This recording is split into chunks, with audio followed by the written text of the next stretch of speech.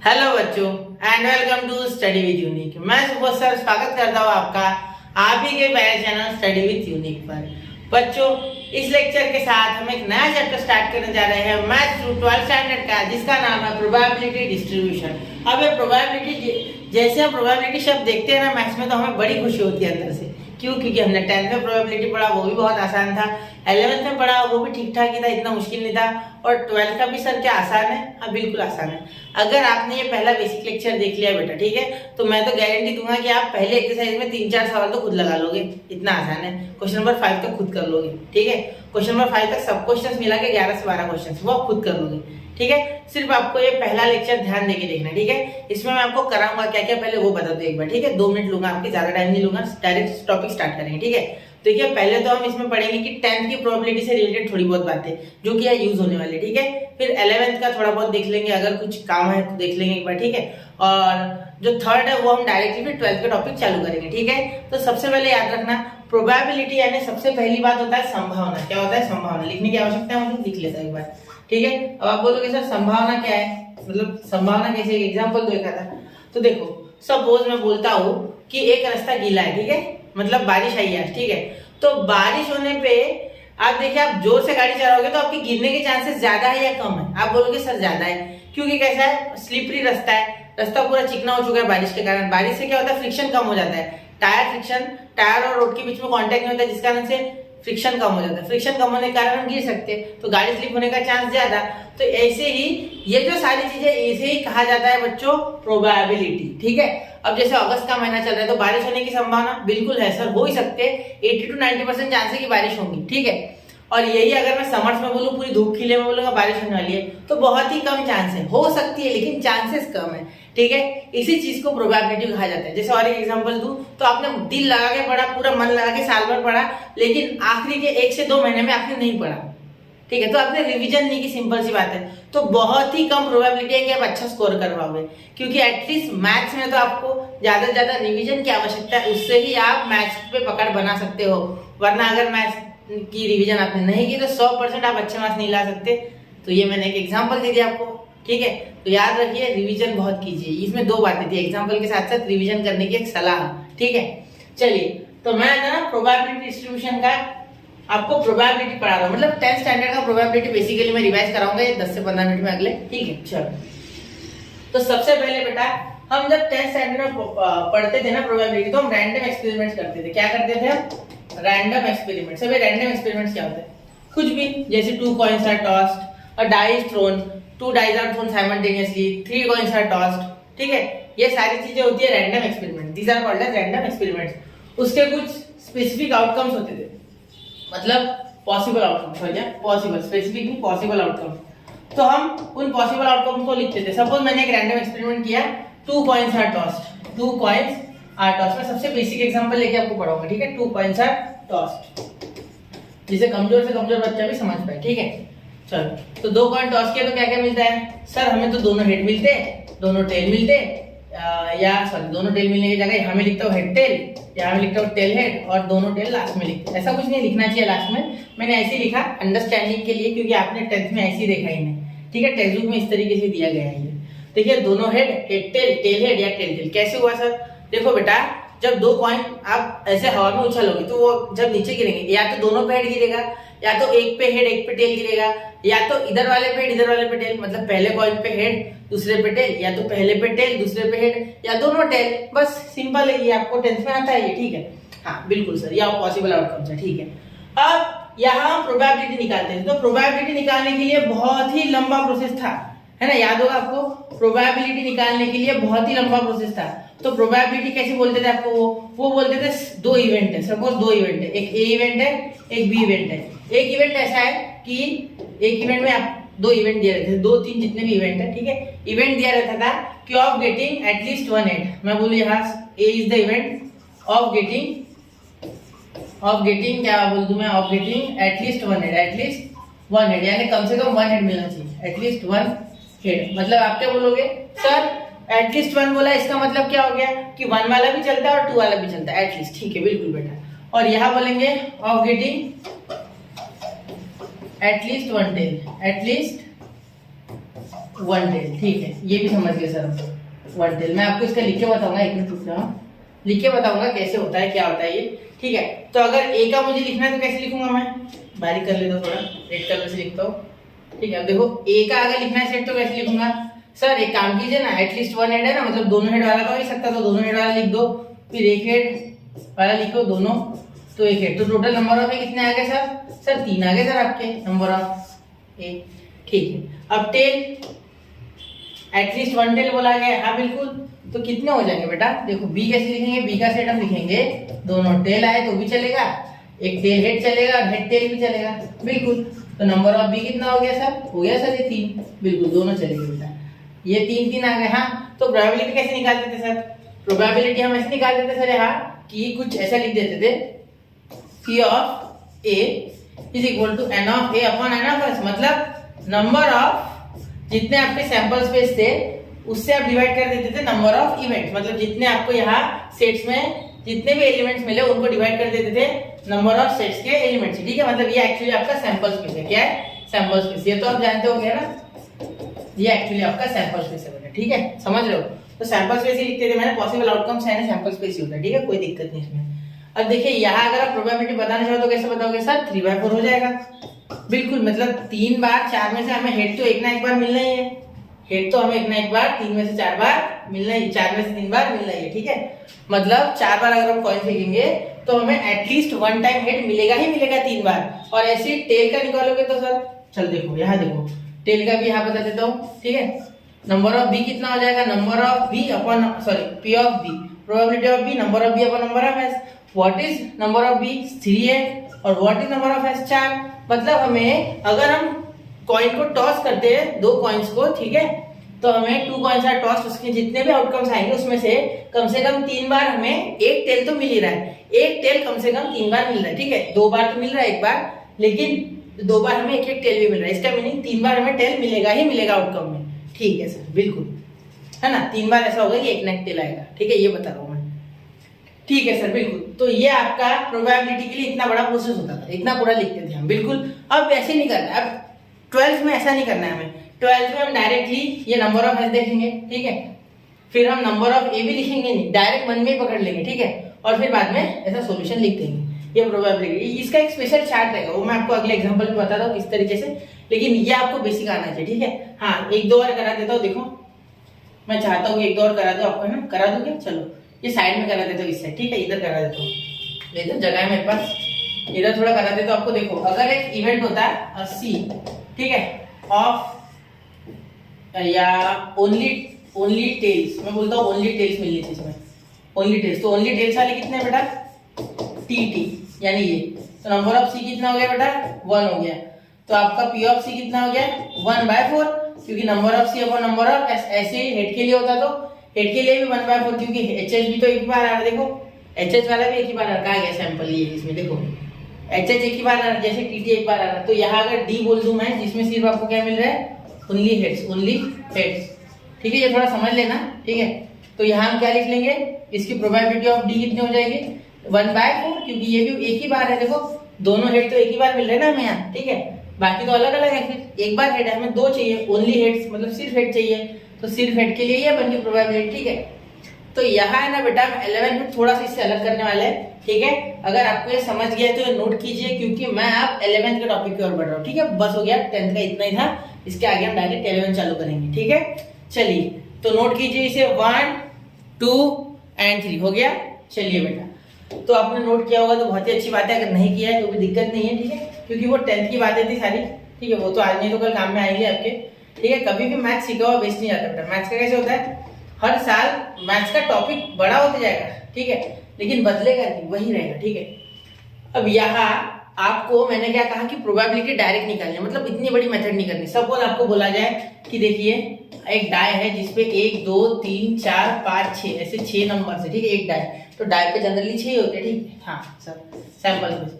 तो मैं आपको पूछूं कि इवन नंबर आने वाले कितने इवन, तो इवन नंबर का आप ऐसे लिखते थे पहले कि इवन नंबर 2 4 और 6 है सर, हाँ बिल्कुल, तो आप ऐसे ए सेट लेते थे, ठीक है। तो यहाँ ये करना नहीं, ये आपको करना नहीं, डायरेक्टली इवन नंबर गिनने, probability of even number, suppose मैं यहाँ बोल दूं प्रोबेबिलिटी इवन, डायरेक्टली इवन, ऐसे ऐसे लिखना है आपको।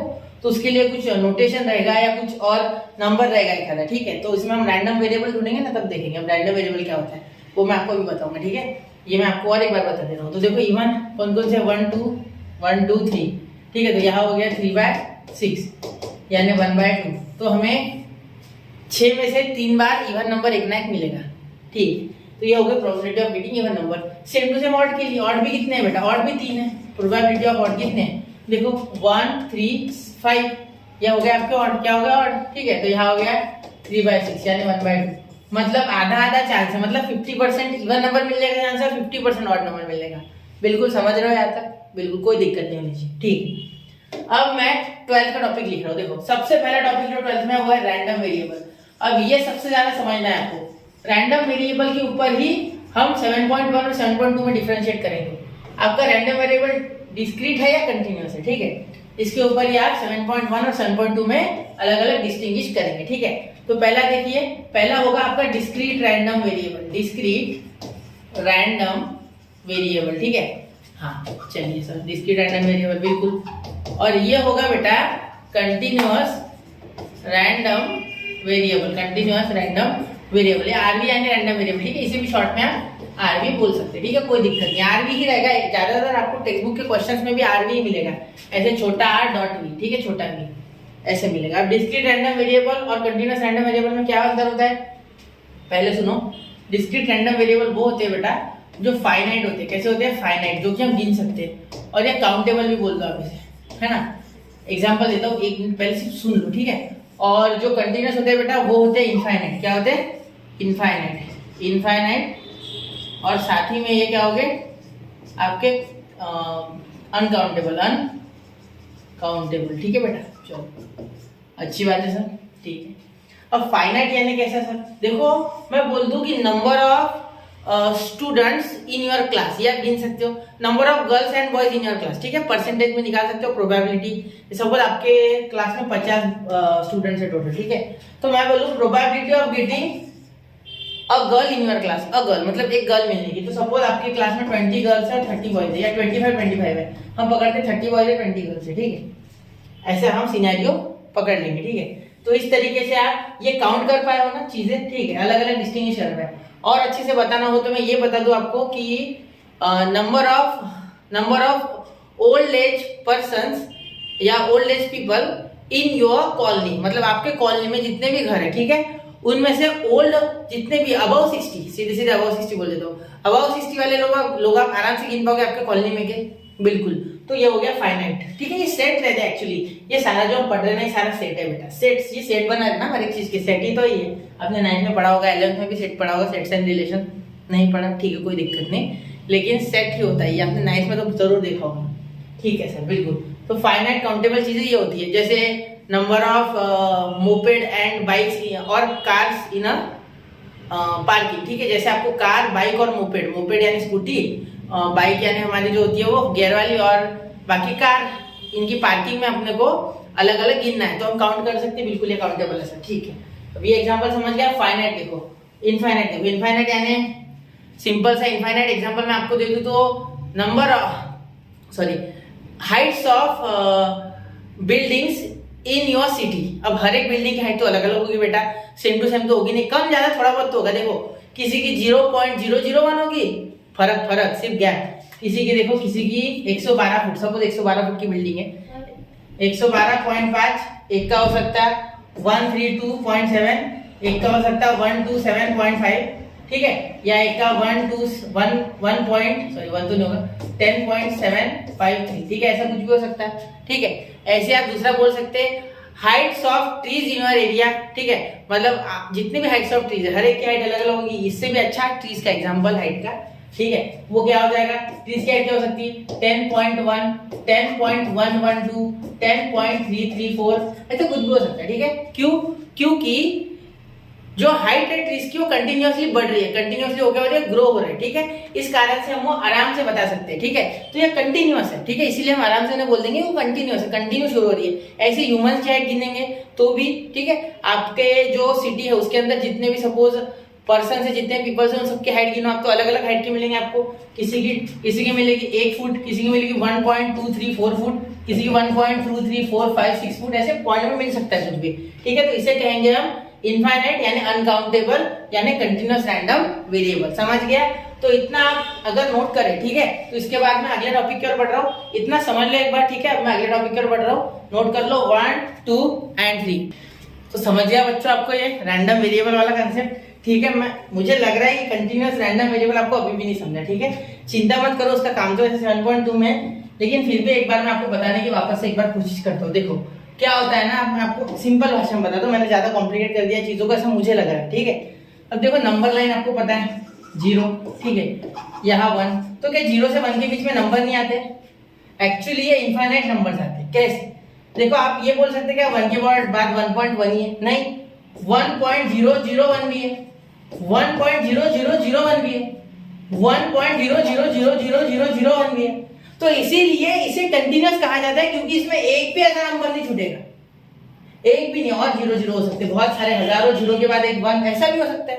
पॉसिबिलिटी तो सारी है, तो सारी पॉसिबिलिटीज को कवर करता है, इसीलिए इसे कंटिन्यूअस रैंडम वेरिएबल कहा जाता है। और 7.2 में हम इसे पढ़ेंगे, मेजर की 7.1 में हम यही पढ़ेंगे। तो 7.1 पूरा डिस्क्रीट पे बेस्ड है और 7.2 पूरा कंटिन्यूअस, पूरा कंटिन्यूअस, ठीक है।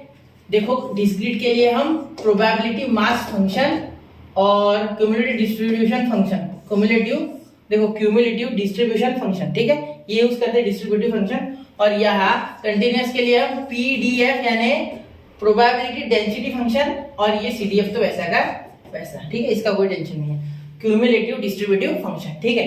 अब यहाँ और सारी चीजें आती है, एक्स वगैरह, मतलब एक्सपेक्टेड वैल्यू, और फिर वेरिएंस, फिर आएगा स्टैंडर्ड डिविएशन, तो वो मैं आपको आगे बता रहा हूँ, ठीक है। हो गया इतना? चलो मैं उम्मीद करता हूँ आपको इतना समझा पाया। अब देखिए सबसे पहले हम जो चीज पढ़ने वाले वो पढ़ने वाले पीएमएफ। सर पीएमएफ क्या होता है? Probability mass function, probability mass function. अबे प्रोबेबिलिटी मास फंक्शन क्या होता है सर? बेटा प्रोबेबिलिटी मास फंक्शन यानी ऐसा समझ लो कि आपको एक बात तो पता है कि प्रोबेबिलिटी इज ऑलवेज, पता होगा ना आपको, 10th में पढ़ा होगा आपने, probability is always less than और equal to 1 and greater than और इक्वल टू 0। मतलब प्रोबेबिलिटी एक तो 0 रहेगी या 0 से ज्यादा रहेगी, या 1 रहेगी या 1 से कम रहेगी। प्रोबेबिलिटी कभी भी 1 से ज्यादा नहीं और 0 से कम नहीं, यानी probability can't be negative, it can not be negative, वो कभी भी निगेटिव नहीं हो सकती है। प्रोबेबिलिटी कभी भी निगेटिव नहीं हो सकती है बेटा, ठीक है, याद रखना। अगर -0.1 दिख जाए ना प्रोबेबिलिटी, तो समझ जाओ क्वेश्चन गलत है, प्लस हो गया गलती से, माइनस बोला, ठीक है। -0.1% कभी भी प्रोबेबिलिटी नहीं हो सकती, ठीक है। Probability is always a positive value, ठीक है। चलो इतना नोट कर लिया होगा आपने। अब देखिए आगे इसे मिटाना सही नहीं है, मैं एक बार इसे छोटा करके रख देता हूँ साइड में, ठीक है। इतना ये आपके काम का है, इसे मैं थोड़ा साइड में कर लूँ, ठीक है। हाँ यहाँ कर लेता हूँ, ठीक है, रहने दो से। अब देखो प्रोबेबिलिटी मास फंक्शन क्या होता है, मैं एक एग्जांपल के सहारे बताऊंगा, ज्यादा आसानी से होगा। एक्चुअली प्रोबेबिलिटी मास फंक्शन होता है समेशन ऑफ ऑल प्रोबेबिलिटीज, ठीक है, समेशन ऑफ ऑल प्रोबेबिलिटीज, इसे कहते हैं प्रोबेबिलिटी मास फंक्शन, ठीक है। तो वो 1 आना चाहिए, क्या आना चाहिए? 1। अब आप 11th में क्या पढ़ने वाले हो, सॉरी 12th में क्या पढ़ने वाले हो, वैसे क्वेश्चन ले रहा हूँ मैं डायरेक्टली, ठीक है। तो देखो एक क्वेश्चन में बोलता हूँ, एग्जांपल लेता हूँ डायरेक्टली प्रोबेबिलिटी मास फंक्शन के लिए, आपको एग्जांपल समझा देता हूँ, ठीक है। देखो अगर हम बोले कि 2 कॉइन्स आर टॉस्ड, ठीक है, तो इसके लिए हमें निकालना है, हमें प्रोबेबिलिटी निकालनी है नंबर ऑफ हेड्स के लिए, नंबर ऑफ हेड्स, मतलब हमें नंबर ऑफ हेड्स के लिए हमें प्रोबेबिलिटी निकालनी है, ठीक है। तो हमारा रैंडम वेरिएबल हेड के लिए, मतलब रैंडम वेरिएबल हमारा पूरा का पूरा हेड की ओर दर्शा रहा है, हेड, ठीक है, याद रखना। तो यहाँ 2 कॉइन्स आर टॉस्ड, इसका पहले सेट लिखेंगे, H is equal to HH TH HT और TT, ठीक है। चलो हो गया। अब देखो यार सबसे पहले हम n ऑफ s लिखेंगे 4, 10th वाला कंसेप्ट है, ज्यादा कुछ मुश्किल नहीं है, ठीक है। अब 10th में हम क्या करते थे, आपको जब हेड्स पूछा गया तो इसका मतलब क्या हो रहा है कि हेड आपका जो है वो आपको हेड के नंबर लेने होते थे, ये 2, ये एक बार, ये एक बार। अगर आप बोलते हो कि ऑफ गेटिंग 1 हेड, तो ये तीनों लेते थे आप, ठीक है, इवेंट में। तो यह ऐसा नहीं करना है, यह आपको नंबर ऑफ हेड्स गिनना है कि कितने बार आएगा, ठीक है। तो देखो सबसे पहले आपको एक रैंडम वेरिएबल रहेगा, मतलब ये चीज वो रहेगी कितने बार रिपीट हो रही है वो जो पूछी हुई चीज है हर एक एलिमेंट में, ये एक एलिमेंट, ये एक एलिमेंट, ये एक एलिमेंट, ये एक एलिमेंट, ठीक है, ऐसा बोला। तो मैं बोलूँ आरबी एक्स है आपका, तो रैंडम वेरिएबल एक्स, और एक्स क्या डिनोट कर रहा है, number of hits, number of hits, number of hits. मैंने नंबर ऑफ हिट्स बोला, मैंने हेड वाले सेट नहीं बोला, मैंने नंबर ऑफ हिट्स बोला, मैंने हेड वाले एलिमेंट नहीं बोला, मैंने नंबर ऑफ हिट्स बोला, इस बात पे ध्यान देना, ठीक है। तो एक्स यानी होता है एक्चुअली पॉसिबल आउटकम्स, क्या होता है ये एक्स होता है आपका पॉसिबल आउटकम्स, क्या होता है पॉसिबल आउटकम्स, ध्यान देना पॉसिबल आउटकम्स, ठीक है। अब अगर आप पॉसिबल आउटकम्स लिखो तो क्या क्या होगा, एक तो इसमें हेड आ ही नहीं रहा बेटा, तो पहला तो 0, ठीक है। तो उसके बाद एक बार हेड आ रहा है, देखो इसमें एक बार, इसमें एक बार हेड, फिर 2 बार हेड आ रहा है तो 2, ठीक है, समझ रहे हो। तो हमें एक्चुअली प्रोबेबिलिटी डिस्ट्रीब्यूशन में प्रोबेबिलिटी डिस्ट्रीब्यूशन का चार्ट बनाना है, क्या बनाना है, चार्ट। तो मैं सीडीएफ और पीएमएफ आपको एक साथ समझाऊंगा, अभी पीएमएफ समझा देता हूँ, फिर सीडीएफ उसी से रिलेटेड है, ठीक है। देखो तो क्या होगा, 0 1 2 ये आपकी वैल्यूज हो रही है फॉर अ चार्ट। तो ये चार्ट बना रहा हूँ मैं, देखो चार्ट कैसे बनाते एक बार देख लो, समझ जाएगा आपको, ऐसा पहले नया लगेगा, फिर एकदम से समझ जाओगे, ठीक है।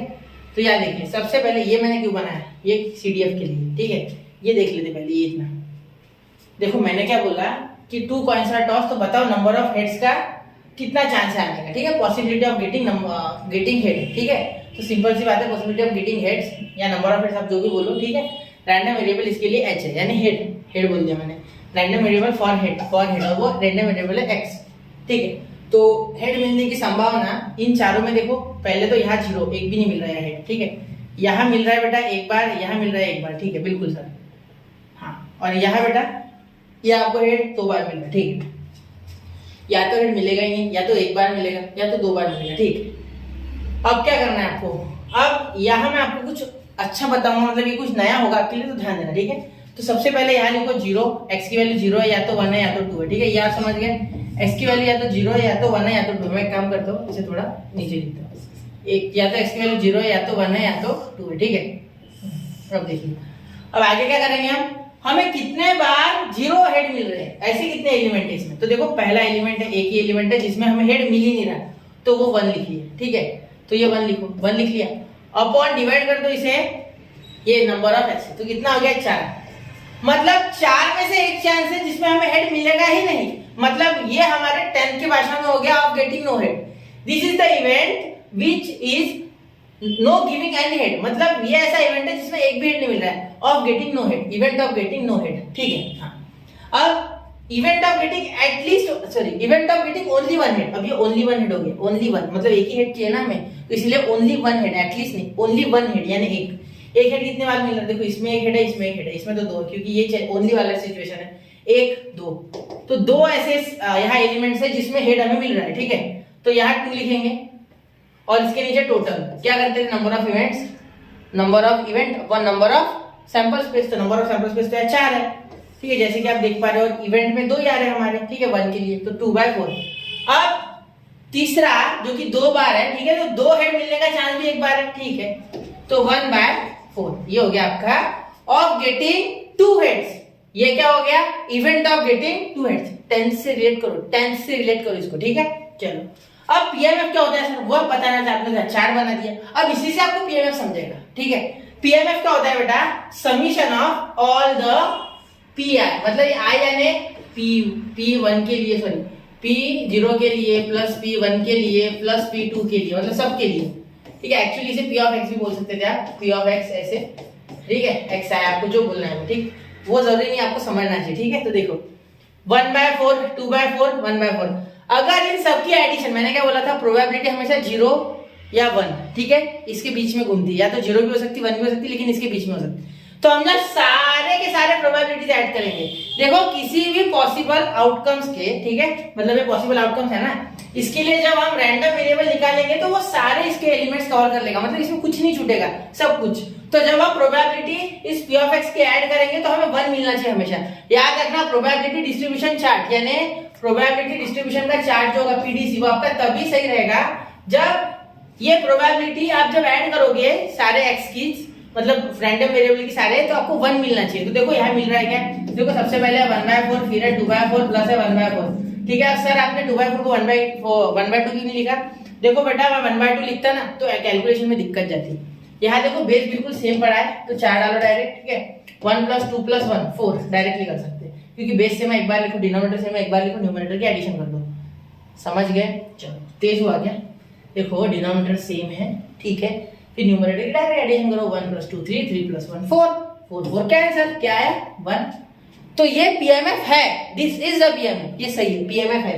तो प्रोबेबिलिटी मास फंक्शन तब होगा जब ये summation of all the probabilities is equal to 1, यही मैं बताने की कोशिश कर रहा हूं, ठीक है। तो यहाँ 1 आ रहा है, ठीक है, इसीलिए हम बोलेंगे ये सही है, ठीक है, फॉर ऑल एक्स। ये ऐसे लिखना है, ये तो मैं आपको समझने के लिए लिख रहा हूँ सिर्फ, ठीक है, आपको नहीं लिखना है ऐसे, आपको तो डायरेक्ट पीएमएफ बोलना है, तो आपको ये लिखना होगा, ठीक है। P(1), P(2), P(0) is equal to 1 आया, ठीक है, therefore this is the PMF, ठीक है, ऐसे पूछेगा आपको, क्वेश्चन रहेगा, ठीक है, क्लियर। अब सीडीएफ क्या होता है सर? देखो CDF actually F of x से बताते हैं, ठीक है, लेकिन वो आपको ज्यादा काम में आएगा सीडीएफ उधर 7.2 में, यहाँ बहुत कम काम आएगा, फिर भी मैं बता दूं। देखो सीडीएफ अगर आप बनाना चाहो, ठीक है, वैसे 7.1 में सीडीएफ आएगा ही नहीं, ठीक है, ये लिख लो मुझसे, क्योंकि सीडीएफ में क्या होता है, आप फ्रीक्वेंसी पढ़ा होगा आपने, ठीक है, उसमें मीडियन पढ़ा होगा, फ्रीक्वेंसी 10 स्टैंडर्ड फ्रीक्वेंसी पता है आपको, फ्रीक्वेंसी से मीडियन कैसे निकालते हो पता है, 10 स्टैंडर्ड का अलजेब्रा का 6 चैप्टर स्टैटिस्टिक्स, उसमें आपने मीडियन निकाली थी। जब आप मीडियन निकालते थे बेटा तो क्या करते थे आप, देखो ऐसी फ्रीक्वेंसीज होती थी, यहाँ 1 2 3 4 सब मुझे फ्रीक्वेंसीज आपकी, तो यहाँ आप 1 लिखते थे, फिर 1 + 2 3 लिखते थे, फिर 3 + 3 6 लिखते थे, फिर 6 + 4 10 लिखते थे, ऐसे ऐड करते थे आप, ठीक है। तो ये आपका वही आ जाता था जो समीशन ऑफ फ्रीक्वेंसीज होता था, सेम टू सेम, ठीक है। तो यही मैं बोलना चाह रहा हूँ कि यहाँ क्या होगा, यहाँ इसकी एडिशन करोगे तो सबसे पहले ये प्रोबेबिलिटी लिखो 1/4, फिर ये प्रोबेबिलिटी इसमें ऐड करो तो आपका हो जाएगा 3/4, बेस सेम है ना, तो 4 एक बार, 2 और 1 3, फिर ये 4 एक बार, 3 और 1 4, तो देखो लास्ट में आंसर तो 1 ही आ गया, मतलब ये और ये सेम आ गया, ठीक है। तो दो रास्ते आपके पास पीएमएफ है यानी चेक करने के, एक तो सीडीएफ बनाओ, ठीक है, या तो क्यूमुलेटिव डिस्ट्रीब्यूटिव फंक्शन चेक करो, या तो आप डायरेक्ट ऐड करके बता सकते कि ये पीएमएफ है या नहीं है। समझ गए, सीडीएफ का कॉन्सेप्ट क्लियर हो गया, टेस्ट स्टैंडर्ड से रिलेट करो, ठीक है, आपको जल्दी समझेगा, ठीक है। तो यहाँ बच्चों मैंने 7.1 का जो कंसेप्ट था वो पूरा आपको बता दिया, इससे ज्यादा कुछ नहीं है 7.1 में, आपको ऐसे चार्ट बनाने हैं, ठीक है, फिर इससे ज्यादा आपको एक्सपेक्टेड वैल्यू, वेरिएंस और स्टैंडर्ड डेविएशन आएगा, वो मैं बता रहा हूँ, इतना पहले नोट कर लो, ठीक है। तो नोट कीजिए 1 2 और 3 हो गया बेटा। चलिए तो अब मैं आपको बताने जा रहा हूँ अगले टॉपिक्स जो कि है एक्सपेक्टेड वैल्यू। इसे मैं थोड़ा छोटा कर रहा हूँ, आपको दिख रहा है ना ये क्लियर? चलो एक बार मैं चेक कर लूँ जरा, ठीक है, चलो देखते। तो यहाँ आपको एक्सपेक्टेड वैल्यू, ठीक है, देखो एक्सपेक्टेड वैल्यू, ठीक है, एक्सपेक्टेड वैल्यू यानी क्या बेटा, तो आप इसको EX से बताओगे, ये आपकी एक्सपेक्टेड वैल्यू क्या है, एक्सपेक्टेड वैल्यू, ठीक है।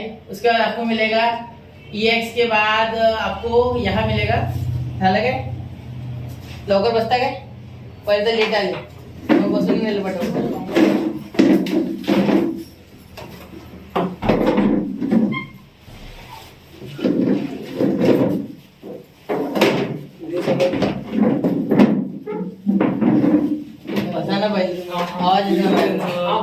असं ना मग काय एडिट करता येत झालं का तुमचं? चला फॉर्म्युला लिहिया, बसू नका इथं, बसायला गेलं फॉर्म्युला लिहिया, 10 मिनिटं लागतेच म्हणजे लिहा ना फॉर्म्युला। तुम्ही चला चालू करा। कुठे गेले तुम्ही? पाटेकर एकट्याला सोडलं? ठीक, सबसे पहले आप पढ़ोगे इसमें एक्सपेक्टेड वैल्यू, जैसे कि मैंने अभी बोला, ठीक है। सबसे पहले आप इसमें पढ़ोगे एक्सपेक्टेड वैल्यू, जैसे कि मैंने अभी बोला, ठीक है। तो याद देखिए एक्सपेक्टेड वैल्यू क्या होता है, एक्सपेक्टेड वैल्यू एक्चुअली होता है समीशन ऑफ XI PI। अभी XI PI क्या होता है सर? ठीक है, एक बार बता दो, देखो XI PI में आप यहाँ एक नया चार्ट बना लीजिए, सीडीएफ मिटा दो क्या, इसका कोई काम नहीं, ठीक है। XI PI क्या होता है, देखो क्या हो जाएगा, एक एग्जांपल के थ्रू ज्यादा अच्छे समझेगा आपको। देखो इसी में मैं आगे कंटिन्यू कर रहा हूँ, ठीक है। यहाँ XI PI का चार्ट बना देता हूँ, ठीक है, XI और ये PI, ठीक है। तो क्या होता है ना, यहाँ आपको ये और ये मल्टीप्लाई करना होता है, ठीक है। ये प्रोबेबिलिटी PI यानी प्रोबेबिलिटी और XI यानी ये, ठीक है। तो 0 × 1/4 0, 2/4 × 1 2/4, ठीक है। फिर ये 1/4 × 2 2/4, ठीक है, ऐसे लिख लो 1/4 × 2 2/4। देखो 2 × 1/4, न्यूमरेटर मल्टीप्लाई हो गया, नीचे कुछ नहीं तो 1, ठीक है। अब इसको ऐड करना है सारा, ठीक है। तो ये आपका हो गया, यहाँ एडिशन जब करोगे इसका तो 2/4 + 2/4 कितना आएगा, देखो इसको ऐड करना है, 2/4 + 2/4, यह हो गया आपका 4/4। तो एक्सपेक्टेड वैल्यू आपकी आ गया 1, ठीक है।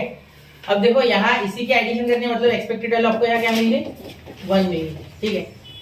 इसके लिए ठीक है, यहाँ हमने क्या किया, इसका मल्टीप्लाई इससे किया, इसका मल्टीप्लाई इससे किया, इसका इससे और इसका इससे, ठीक है। मल्टीप्लाई करके हमने जो लिखा, ठीक है, इसी को ऐड कर दिया नीचे, summation of x i P है, ठीक है। एक्स आई पी हमने इंडिविजुअल निकाले, फिर उनको ऐड किया, तो इसे बोलते हैं एक्सपेक्टेड वैल्यू। याद रखना है बात, ठीक है। बस सिंपल ये, ऐसा आपको और बड़े स्केल पे बड़े क्वेश्चन में और करना होगा, ज्यादा कैलकुलेशन आएगी, उससे ज्यादा कुछ नहीं होगा, ठीक है। अब आगे देखो, अब इसके बाद आपको आएगा वेरिएंस निकालो। सर वार एक्स, इसको वार एक्स बोलते हैं या वेरिएंस बोलते हैं, ठीक है। तो वेरिएंस क्या होता है, वेरिएंस देखो, वेरिएंस को दोनों नाम है, सही है, दोनों सही है, आप कुछ भी लिख सकते हैं, ठीक है। तो यहाँ वेरिएंस ऐसे निकालते बेटा, इसे सिग्मा बोलते हैं, याद रखना, सिग्मा भी बोला जाता है, एक इसे सिग्मा से भी डिनोट किया जाता है, याद रखना। ये हम अगले चैप्टर में सिग्मा वगैरह देखेंगे, फिलहाल तो हम डायरेक्ट ई एक्स ही लिखेंगे, ठीक है। अब ये वेरिएंस जब निकालते हैं ना, तो इसका फॉर्मूला है ई एक्स का स्क्वायर माइनस ई एक्स का होल ब्रैकेट का स्क्वायर, ऐसा होता है, ठीक है। तो ये ई एक्स है ना, एक्सपेक्टेड वैल्यू तुमने बना ली, ठीक है। लेकिन यहाँ ई एक्स का स्क्वायर बनाना होता है, ठीक है, ई एक्स का स्क्वायर। तो ई एक्स का स्क्वायर कैसे बनाएंगे, देखो इसी में एक चार्ट ऐड कर दो आगे, तो उसी में हम एक्स का स्क्वायर बना लेंगे। एक्स का भी स्क्वायर चाहिए, एक्स आई का स्क्वायर, क्योंकि यहाँ एक्स स्क्वायर है, ठीक है। तो देखो 0 का स्क्वायर 0, 1 का स्क्वायर 1, 2 का स्क्वायर 4, ठीक हो गया इतना। अब यहाँ हम लिखेंगे x i p i, x i और पी आई, और लेकिन यहाँ लेंगे इस बार स्क्वायर, क्योंकि ई एक्स का स्क्वायर का वैल्यू अगर आपको निकालना है, ई एक्स स्क्वायर का वैल्यू अगर निकालना है, तो यहाँ summation of x I square P I होता है, ठीक है। ये हो रहा है इसका फॉर्मूला, ठीक है।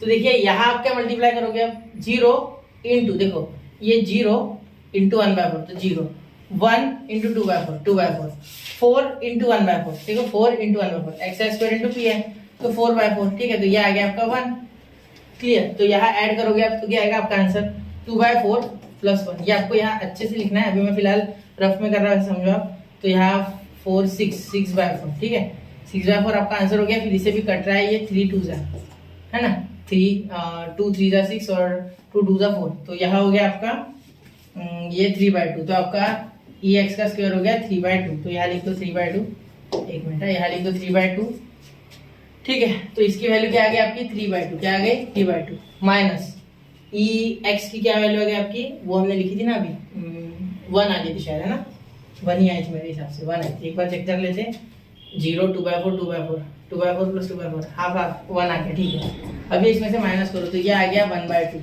क्योंकि 2 1 2, 3 - 2 1 और अपॉन 2, तो ये आ गया आपका वेरिएंस, ठीक है। अब वेरिएंस से हम निकाल सकते हैं स्टैंडर्ड डिविएशन बहुत ही आसानी से। देखो स्टैंडर्ड डिविएशन क्या होता है, ये आपको एक बार बता दो। देखो स्टैंडर्ड डिविएशन जो होता है ना, वो कुछ इस तरीके से होता है, देखो एस डी, इसको एस डी से दिखा दे, स्टैंडर्ड डिविएशन।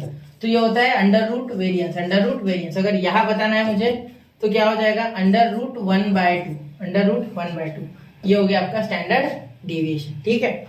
अब देखो यहाँ तक मैंने आपको क्या क्या बता दिया, पहले तो प्रोबेबिलिटी मास फंक्शन, फिर सीडीएफ क्या होता है वो मिटा दिया हमने, फिर हमने पढ़ा एक्सपेक्टेड वैल्यू, ठीक है। उसके बाद हमने क्या देखा, वेरिएंस, वेरिएंस के बाद देखा हमने स्टैंडर्ड डिविएशन, ठीक है। अब क्वेश्चन में और अच्छे से क्लियर करेंगे, फिलहाल मैंने आपको सिर्फ बताया कि किस तरीके से निकाला जाता है। वो डिफरेंस होता है इसके ई एक्स के स्क्वायर के बीच में, मतलब एक्स का स्क्वायर करना एक्चुअली, ठीक है। और ये फॉर्मूले में बच्चे स्क्वायर देना भूल जाते, तो ये आपको भूलना नहीं है, ठीक है। ये दिख नहीं रहा है आपको, चलो दिख गया।